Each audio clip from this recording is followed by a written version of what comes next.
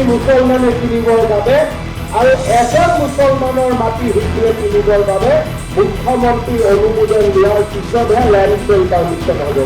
नमस्कार, आप देख रहे हैं कैपिटल टीवी का स्पेशल शो थर्ड आई और मैं हूं आपके साथ रोहित कुमार।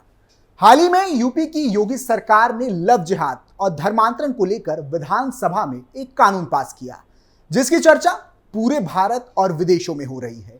अब इसी के तर्ज पर असम के सीएम बिस्वा ने भी एक चौंकाने वाला फैसला लिया है, जिसने मुसलमानों में हड़कंप मचा दिया है। और अगर ये कानून पास हो जाता है तो जिहादियों की सारी हेकड़ी बाहर निकल जाएगी, जिसको लेकर असम के सीएम हेमंत बिस्वा शर्मा ने पूरी तैयारी कर ली है।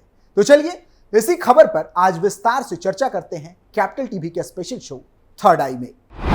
यूपी के तर्ज पर असम में जिहादियों पर एक्शन, जमीन खरीदने पर लगा प्रतिबंध, सीएम हेमंता बिस्वा का एक्शन प्लान, मुस्लिम कट्टरपंथियों में मचा हड़कंप। असम के मुख्यमंत्री हेमंत बिस्वा शर्मा ने ऐलान किया है कि राज्य सरकार स्थानीय जनसंख्यिकी की सुरक्षा के लिए जल्द ही कई कानून लाएगी। सीएम शर्मा ने ऐलान किया कि राज्य के कुछ इलाकों में मुसलमानों के जमीन खरीदने पर रोक लगाई जाएगी और साथ ही लव जिहाद के विरुद्ध में कड़ा कानून बनाया जाएगा।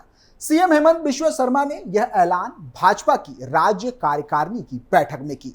उन्होंने कहा कि वह कुछ दिनों में लव जिहाद को लेकर कानून लाएंगे, जिसमें आजीवन कारावास की सजा का प्रावधान होगा। इसके अलावा उन्होंने ऐलान किया कि राज्य के मूल निवासियों के भूमि अधिकारों को बचाने के लिए भी कानून लाया जाएगा। सीएम बिस्वा ने कहा कि वह ऐसा कानून लाएंगे जिसमें हिंदू मुस्लिम एक दूसरे की जमीन बिना मुख्यमंत्री अनुमति के नहीं खरीद सकेंगे। उन्होंने ऐलान किया कि असम के गोलपाड़ा जिले में एक समुदाय के लोगों की जमीन की बिक्री की बिल्कुल भी इजाजत नहीं दी जाएगी, क्योंकि वह इस जिले में अल्पसंख्यक हो चुके हैं। इसके अलावा असम के जनजातीय समुदाय के लोगों के भूमि अधिकारों की रक्षा के लिए भी एक कानून बनाया जाएगा। असम सीएम हेमंता बिस्वा शर्मा ने इस बीच नौकरियों को लेकर भी बात कही। उन्होंने कहा कि 1 लाख नौकरियों का वादा राज्य से किया गया था, जो वादा पूरा किया जा चुका है। सीएम हेमंता ने ऐलान किया है कि राज्य में सरकारी नौकरियों में उन लोगों को ही लिया जाएगा जो असम राज्य में जन्मे हैं। उन्होंने कहा कि ऐसा राज्य की बदलती जनसंख्या को लेकर बढ़ती चिंताओं के चलते किया जा रहा है। नौकरियों में स्थानीय लोगों को लेने की नीति 2 महीने के भीतर लाई जाएगी। सीएम शर्मा ने लव जिहाद पर एक्शन की बात भी कही। उन्होंने ऐलान किया कि राज्य में जो भी व्यक्ति लव जिहाद के जरिए धर्म परिवर्तन करवाते पकड़ा जाएगा, उसे आजीवन कारावास की सजा का कानून बनाया जाएगा। सीएम शर्मा इससे पहले भी राज्य में बदलती जनसंख्यिकी का मुद्दा उठाते रहे हैं। छत्तीसगढ़ में बोलते हुए उन्होंने बताया था कि असम में 1951 में मुस्लिम आबादी 12% थी, जो अब बढ़कर 40% हो चुकी है। उन्होंने कहा कि 2041 तक असम मुस्लिम बाहुल्य राज्य बन जाएगा। उन्होंने झारखंड में बढ़ती घुसपैठ को लेकर भी चिंता जताई थी। जानकारी के लिए बता दें कि लव जिहाद को लेकर हाल ही में उत्तर प्रदेश विधानसभा में भी एक कानून पास किया गया। उत्तर प्रदेश में जबरन धर्मांतरण रोकने वाले कानून को और भी मजबूत किया गया है। क्या है यूपी का लव जिहाद कानून? उत्तर प्रदेश की योगी सरकार ने लव जिहाद के मामले पर लगाम कसने के लिए बेहद सख्त कदम उठाया है। यूपी में अब लव जिहाद के मामले रोकने के लिए एक सख्त कानून बनने जा रहा है, जिसमें लव जिहाद का अपराध सिद्ध होने पर उम्र कैद की सजा का प्रावधान है। इस कानून में कई अपराधों की सजा बढ़ाकर 2 गुनी कर दी गई है। लव जिहाद के तहत कई नए अपराध भी इसमें जोड़े गए हैं। दरअसल केंद्र सरकार की तरफ से धर्म परिवर्तन कानून बनाने को लेकर पहले ही कहा गया है कि यह राज्य सरकारों का मामला है और यह सूबे की सरकारों को ही तय करना है। इसलिए यूपी में बनाए जा रहे नए कानून में गैर कानूनी तरीके से धर्म परिवर्तन के लिए फंडिंग को भी कानून के दायरे में लाने की तैयारी है। आइए आपको बताते हैं कि यूपी के एंटी लव जिहाद कानून में आखिर क्या क्या प्रावधान है। नए कानून में क्या क्या है प्रावधान? नए कानून में दोषी पाए जाने पर 20 साल की कैद या आजीवन कारावास का प्रावधान है। अब कोई भी व्यक्ति धर्मांतरण के मामले में एफआईआर दर्ज करा सकता है। पहले मामले में सूचना या शिकायत देने के लिए पीड़ित माता पिता या भाई बहन की मौजूदगी जरूरी थी। लव जिहाद के मामलों की सुनवाई सत्र न्यायालय से नीचे की कोई अदालत नहीं करेगी। लव जिहाद के मामले में सरकारी वकील को मौका दिए बिना जमानत याचिका पर विचार नहीं किया जाएगा। इसमें सभी अपराधों को गैर जमानती बनाया गया है। 2020 में बनाया गया था पहला कानून। बता दें कि उत्तर प्रदेश की योगी सरकार ने लव जिहाद के खिलाफ पहला कानून 2020 में बनाया था। इसके बाद यूपी सरकार ने विधानसभा में धर्म परिवर्तन प्रतिषेध विधेयक 2021 पारित किया। इस विधेयक में 1 से 10 साल तक की सजा का प्रावधान था। इस विधेयक में यह प्रावधान था कि सिर्फ शादी के लिए किया गया धर्म परिवर्तन अमान्य माना जाएगा। पहले 10 साल की सजा का था प्रावधान। यूपी में बने पुराने कानून के मुताबिक झूठ बोलकर, धोखा देकर धर्म परिवर्तन कराना अपराध माना जाएगा। अगर कोई स्वेच्छा से धर्म परिवर्तन करना चाहता है तो उसे 2 महीने पहले मजिस्ट्रेट को बताना होगा। विधेयक के मुताबिक जबरन या धोखे से धर्म परिवर्तन कराने पर 15,000 रुपए जुर्माने के साथ 1 से 5 साल की जेल की सजा का प्रावधान है। इस मामले में भी यदि केस दलित लड़की से जुड़ा होता है तो उस मामले में 25,000 रुपए जुर्माने के साथ 3 से 10 साल तक की सजा हो सकती है। जानकारी के लिए बता दें कि अभी तक देश भर में 10 राज्यों में धर्मांतरण विरोधी कानून लागू हो चुके हैं। अगस्त 2023 तक देश भर में 10 राज्यों में जबरन धर्मांतरण विरोधी कानून लागू हो चुके थे।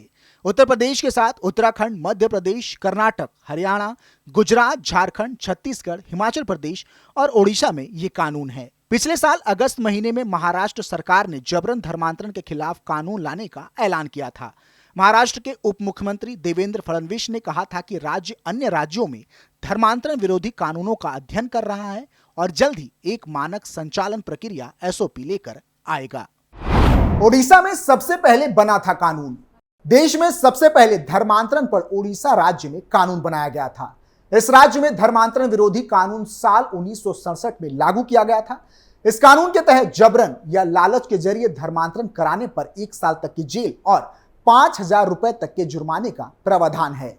इसके साथ ही इस कानून के तहत SC/ST समुदाय के नाबालिगों और महिलाओं के धर्मांतरण पर 2 साल की सजा और 10,000 रुपए के जुर्माने लगाए जाने का प्रावधान है। मध्य प्रदेश के कानून में संशोधन। साल 1968 में धर्म परिवर्तन पर कानून बनाने वाला देश का दूसरा राज्य मध्य प्रदेश बना। यहां भी ओडिशा के जैसे ही कानून था, जिसमें जबरन धर्मांतरण पर 1 साल तक की जेल और 5,000 रुपए तक के जुर्माना तय किया गया था। वहीं SC/ST समुदाय के नाबालिगों और महिलाओं के धर्मांतरण पर 2 साल की सजा और 10,000 रुपए के जुर्माना लगाए जाना तय किया गया था। इसके बाद साल 2020 में शिवराज सरकार के दौरान इस कानून में संशोधन किया गया। दिसंबर 2020 में शिवराज सिंह कैबिनेट ने मध्य प्रदेश धार्मिक स्वतंत्रता विधेयक 2020 को मंजूरी दी। इस विधेयक में शादी या धोखाधड़ी से कराया गया धर्मांतरण भी अपराध माना गया, जिसके लिए अधिकतम 10 साल की कैद और 1 लाख रुपए तक के जुर्माने का प्रावधान तय किया गया है। गुजरात में प्रशासन की मंजूरी अनिवार्य। साल 2003 में गुजरात पहला राज्य बना जिसने धर्म परिवर्तन को कानूनी मान्यता देने के लिए पहले जिला धर्मांतरण के लिए प्रशासन की मंजूरी अनिवार्य की थी। हालांकि इस कानून में अप्रैल 2021 में संशोधन किया गया, जिसके बाद इसे Gujarat freedom of religion amendment act 2021 नाम दिया गया। यह कानून 15 जून 2021 से लागू कर दिया गया था। इसके तहत किसी दूसरे धर्म की लड़की को बहला फुसलाकर, धोखा देकर या लालच देकर शादी करने के बाद उसका धर्म परिवर्तन करवाने पर 5 साल तक की कैद और 2 लाख रुपए तक के जुर्माने की सजा का प्रावधान है। वहीं अगर लड़की नाबालिग हुई तो आरोपी को 7 साल की कैद और 3 लाख रुपए तक के जुर्माने का प्रावधान है। संविधान में नहीं है कोई अस्पष्ट अनुच्छेद। भारत के संविधान में धर्मांतरण को लेकर कोई स्पष्ट अनुच्छेद नहीं है। अनुच्छेद 25 से लेकर 28 के बीच धार्मिक स्वतंत्रता का जिक्र किया गया है। इसमें बताया गया है कि अपनी स्वेच्छा से भारत के हर व्यक्ति को किसी भी धर्म को मानने, पालन करने और प्रचार प्रसार करने की आजादी है। इसको लेकर कई बार राष्ट्रीय स्तर पर कानून बनाने की अपील की गई है, लेकिन सुप्रीम कोर्ट ने अब तक इसको लेकर कोई फैसला नहीं सुनाया है। हालांकि राज्य सरकार इसे लेकर यदि कानून बनाना चाहती है तो वो इसके लिए स्वतंत्र है और अब असम भी इन राज्यों की सूची में शामिल होने वाला है। फिलहाल के लिए इतना ही। आप देखते रहिए कैपिटल टीवी उत्तर प्रदेश। नमस्कार। हिंदुर माटी मुसलमाने किनिबर বাবে আৰু এজন মুছলমানৰ মাটি হিন্দুৱে কিনিবৰ বাবে মুখ্যমন্ত্ৰী অনুমোদন দিয়াৰ পিছতহে ল্যান্ড সেল পাৰমিশন হ'ব।